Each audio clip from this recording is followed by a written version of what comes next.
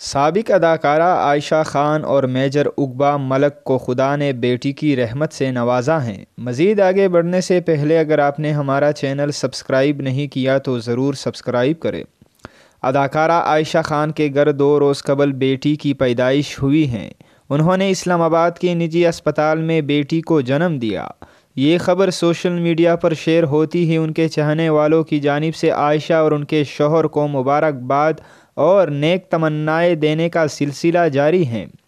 اداکارہ عائشہ خان نے گزشتہ برس اپریل میں میجر عقبہ ملک سے شادی کی تھی، تاہم انہوں نے شادی کے بعد شوبز انڈسٹری کو مکمل طور پر خیرباد کہہ دیا تھا۔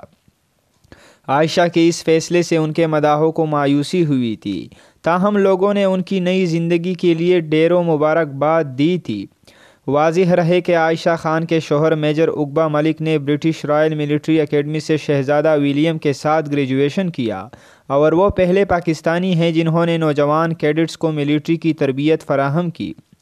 میجر عقبہ پہلے پاکستانی ملٹری آفیسر ہیں جنہوں نے RMAS میں پلاٹون کمانڈر کی حیثیت سے فرائض انجام دیے اور اعزازی تلوار بھی جیتی۔